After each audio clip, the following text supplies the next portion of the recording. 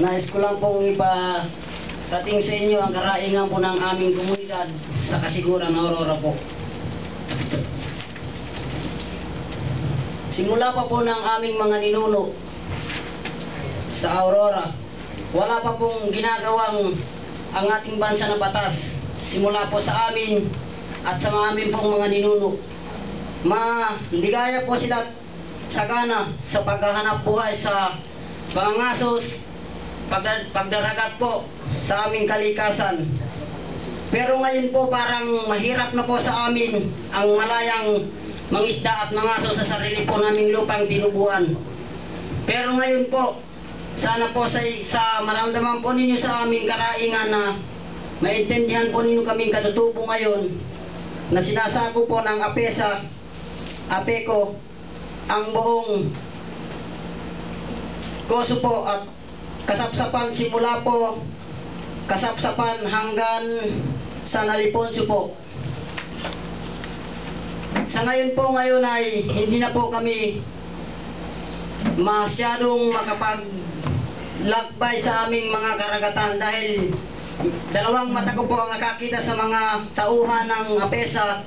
Unting-unti po lang sinusukat ang aming karagatan. Binabypass po kaming mga katutubo, hindi po sila nagpag-coordinate sa amin.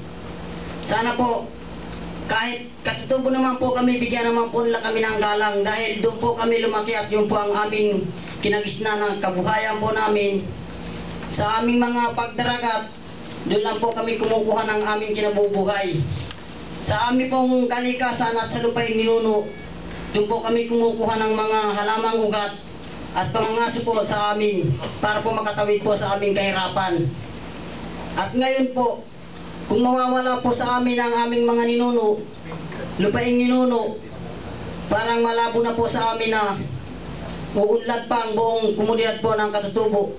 Kung magbibigay po ang gobyerno ng trabaho, hindi po para sa amin yun. Para lang po yun sa mga taong malalaking pinag-aralan dahil po karamihan po sa aming katutubo ay bihira po ang nakapagtapos ng pag-aaral.